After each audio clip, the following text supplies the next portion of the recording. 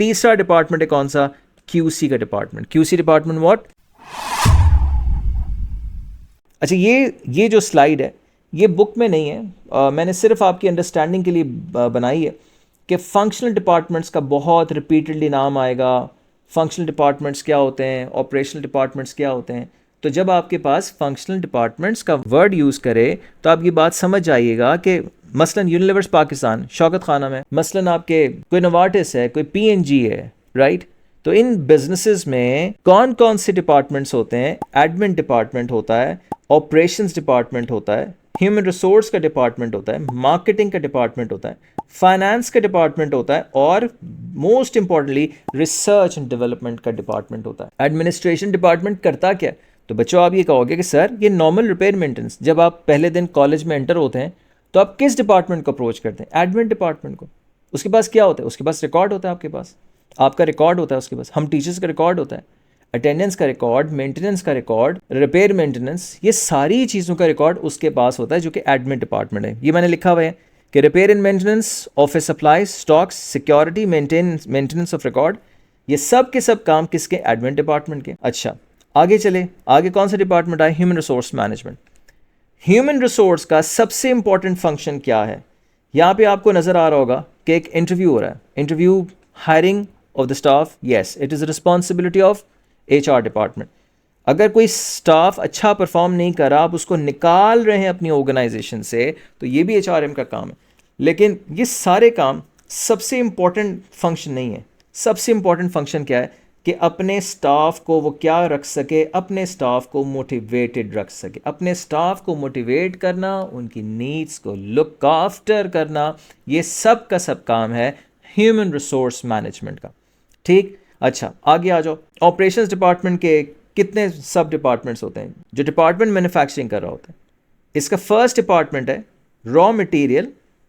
बहुत सारी इसकी ब्रांचेस हो सकती हैं, लॉजिस्टिक्स भी हो सकती है, सप्लाई चेन मैनेजमेंट भी, लेकिन ये ओवरऑल टर्मिनोलॉजी है। मटेरियल, रॉ मटेरियल को परचेज कर रहा है, या फिर इसको प्रोक्योरमेंट भी कहते हैं। दूसरा डिपार्टमेंट होता है कौन सा? प्रोडक्शन का, मैन्युफैक्चरिंग का।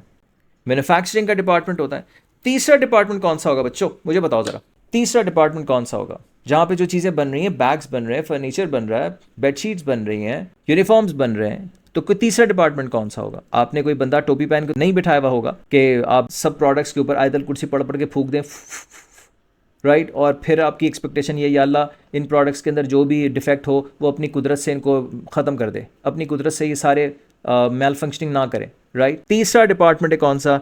QC का department. QC department what? Quality control. Quality control department which is responsible for the maintenance of quality. ठीक, ये तीन सब डिपार्टमेंट्स हैं, अपेरेंटली ये तीन सब डिपार्टमेंट्स हैं जो कि ऑपरेशंस डिपार्टमेंट के होते हैं। बच्चों, at the beginning, right at the start of the business का कोर्स, आपको सारे डिपार्टमेंट्स की थोड़ी थोड़ी अवेयरनेस होनी चाहिए। उसकी वजह से मैं 5-6 मिनट की ये स्लाइड्स कवर कर रहा हूँ। मार्केटिंग डिपार्टमेंट, मार्केटिंग बहुत अच्छी लगती है आपको। आजकल सारा मार्केटिंग का टाइम है, जो दिखता है वही बिकता है। लोग डिजिटल मार्केटिंग के कोर्सेज कर रहे हैं, पता नहीं कौन कौन से कोर्सेज करें। तो मार्केटिंग डिपार्टमेंट के दो सब डिपार्टमेंट्स होते हैं। एक होता है promotion and advertisement. Advertisement department का क्या काम होता है? प्रोडक्ट्स की अवेयरनेस क्रिएट करना। यू फोन है जिस तरह अच्छे अच्छे एड्स बना रहा है जनाब, तेरी मेहरबानी वाला एड बना रहा है, नरम सा तो है, अच्छा गद्दा कहा था तुमने, मैं तो गधा ले आया, राइट। तो बहुत ही फंकी से ऐड होते हैं, बहुत ही इंटरटेनिंग ऐड होते हैं, राइट। यू फोन के कभी हुआ करते थे। तो प्रमोशन करना, अवेयरनेस क्रिएट करना, प्रोडक्ट के बारे में अवेयरनेस दिलाना कस्टमर्स को, ये कौन से डिपार्टमेंट का काम है? ये काम है प्रमोशन का, एडवर्टाइजिंग का। और इसका दूसरा डिपार्टमेंट कौन सा है? इसका दूसरा डिपार्टमेंट है सेल्स एंड डिस्ट्रीब्यूशन डिपार्टमेंट। दूसरा डिपार्टमेंट है सेल्स एंड डिस्ट्रीब्यूशन। जो कभी आप गाड़ियां देखते हैं रोड्स पे, लेस की गाड़ी नज़र आती है आपको पेप्सी की गाड़ी नज़र आती है, वॉल्स वालों की गाड़ी नज़र आती है, जामी शीली वालों की गाड़ी नज़र आती है, क्या कर रहे होते हैं? ये मैन्युफैक्चरर से प्रोडक्ट कहाँ तक? रिटेलर तक डिस्ट्रीब्यूट कर रहे होते हैं। ये बात आपको समझ में आई? प्रोडक्ट की अवेयरनेस क्रिएट करना एक डिपार्टमेंट का काम था, उस प्रोडक्ट को दुकानों तक पहुंचा के आना ये डिस्ट्रीब्यूशन डिपार्टमेंट का काम था। तो ये अलग अलग दो डिपार्टमेंट्स हैं। distribution department and promotion department. I hope this thing is clear to everyone now. अच्छा, अब जरा आगे चलते हैं. फाइनेंस डिपार्टमेंट क्या रिस्पॉन्सिबिलिटी होती है? यहाँ पे मुझे मुखातिब होना पड़ता है अपने चार्टर्ड अकाउंटेंट से, अपने फ्यूचर चार्टर्ड अकाउंटेंट से, राइट? फाइनेंस का काम क्या होता है? फाइनेंस का मेजर काम होता है प्रॉफिटेबिलिटी मेंटेन करना. प्रॉफिट का क्या मतलब है? सर आप रेवेन्यू में से कॉस्ट को माइनस कर दें तो प्रॉफिट आ जाता है. अब बच्चा सोच रहा होगा कि सर ये रेवेन्यू क्या चीज़ है, मैंने तो साइंसेस पे पढ़ी है और मुझे तो कभी इस चीज़ के बारे में पता ही नहीं है, तो हमें तो बता दें रेवेन्यू क्या चीज़ होती है. रेवेन्यू टोटल इकोनॉमिक इनफ्लो होता है, जो कि आप अपनी दुकान पर बैठे हुए आपने फॉर इंस्टेंस 1000 यूनिट्स अपने बेचे आज के दिन. एक यूनिट की सेलिंग प्राइस थी 100 रुपीज़. ये यूनिट्स है और ये क्या चीज़ है? ये इसकी प्राइस है. तो आपका इकोनॉमिक इनफ्लो ऑफ रेवेन्यू कितना होगा? आप इन दोनों को मल्टीप्लाई करेंगे, आप मुझे कहेंगे सर 100,000 कितना हमारा रेवेन्यू है, राइट? लेकिन मैं तो प्रॉफिट आपसे पूछ रहा था, प्रॉफिट कितना होगा? तो बच्चा मुझे एक बात बताओ कि आपने रेवेन्यू इतना जनरेट किया, अगर आप अपनी शॉप पे बैठे हुए थे तो शॉप के कोई एक्सपेंसेस नहीं होंगे? हाँ सर होंगे. रेंट होगा, सैलरीज होंगी, रॉ मटेरियल को हमने परचेज़ किया होगा, फिर हमने उसके बाद सेल किया होगा. तो फॉर इंस्टेंस आप समझ लीजिए कि आपके सारे एक्सपेंसेस थे, यानी कि आपकी कॉस्ट थी कितनी 40,000 की. तो इसका मतलब आपका प्रॉफिट कितना जनरेट हुआ? प्रॉफिट आया आपको 60,000, राइट? तो 100,000 क्या था? रेवेन्यू था. 40,000 हमारी कॉस्ट थी और हमारा प्रॉफिट आया कितना? 60,000. I hope this is clear. ठीक. अच्छा, दूसरा काम क्या है?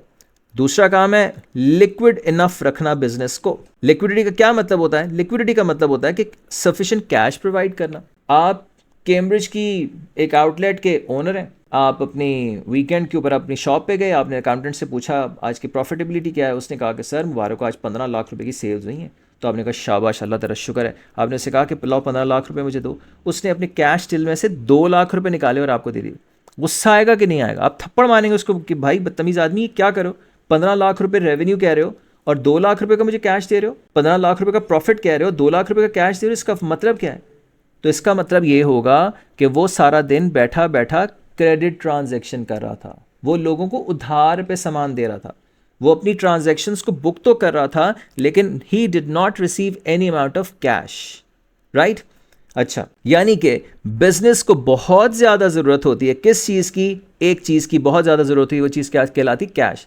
अगर मैं किसी दिन सुबह जल्दी अपना कॉलेज चला जाऊं और मुझे फॉर इंस्टेंस मुझे 2 लेसन्स लेने के बाद अगर भूख लग रही होती है, तो मैं कभी सर साया से कह रहा हूँ तो सर मुझे नाश्ता कराएं, कभी मैं साया से कह रहा हूँ तो मिस मुझे नाश्ता कराएं, राइट? तो मैं अगर किसी दिन अपनी सर्वाइवल को इंश्योर नहीं कर सकता तो मैं अपना बिजनेस कैसे चलाऊँगा? तो बिज़नेस के लिए किस चीज़ की ज़रूरत होती है? बिज़नेस के लिए आपको ज़रूरत होती है किस चीज़ की? इनफ या सफिशेंट अमाउंट ऑफ कैश की. वो कैश की अवेलेबिलिटी, आपकी जेबों में कैश रखा हो. इसको क्या कहते हैं? इसको लिक्विडिटी कहते हैं, राइट? तो फाइनेंस डिपार्टमेंट की 2 रिस्पॉन्सिबिलिटीज़. पहली रिस्पॉन्सिबिलिटी क्या है? प्रॉफिटेबिलिटी. और दूसरी रिस्पॉन्सिबिलिटी क्या है? लिक्विडिटी मेंटेन करना, which is termed as cash. Simple अल्फाज में इसकी अगर आपको समझ में आ गई अभी, बहुत अच्छी बात है. नहीं समझ में आ रही अभी, सिर्फ आपने टर्मिनोलॉजीज मुझसे सुनी है, अगर अभी आपके दिमाग में जाके इनग्रेन होंगी, बोझ होंगी, आहिस्ता आहिस्ता ये चीज़ें समझ में आना शुरू हो जाएंगी. एंड द लास्ट थिंग कि रिसर्च एंड डेवलपमेंट डिपार्टमेंट का काम क्या है? प्रोडक्ट्स को इनोवेट करना. सब लोग टेलीविजन बनाते हैं, अपने कर्व टेलीविजन बना दिया. सब लोग फ़ोन्स बनाते हैं, आपने फ्लिप फ़ोन बना दिया. ये क्या वाटर ट्रेडमिल है? ये फ्यूचरिस्टिक कार्स है, राइट? और मुख्तलिफ प्रोडक्ट्स, इन मुख्तलिफ प्रोडक्ट्स की एडवांसमेंट इनके अंदर इनोवेट करने की ज़रूरत क्यों पड़ती है? इसलिए पड़ती है भाई, इसलिए पड़ती है कि कस्टमर्स हमसे पुराने प्रोडक्ट्स नहीं ख़रीदेंगे. तो हमारे पास एक रिसर्च एंड डेवलपमेंट डिपार्टमेंट होना चाहिए जो कॉन्स्टेंटली रिसर्च करे, इनोवेट करे प्रोडक्ट्स को और नए नए प्रोडक्ट्स को के आइडियाज़ के ऊपर काम करे. तो this brings an end to this video. मैं अब अगली वीडियो में आपके साथ मिलूंगा और टॉपिक स्टार्ट करूंगा वैल्यू एडिशन का. Thank you very much.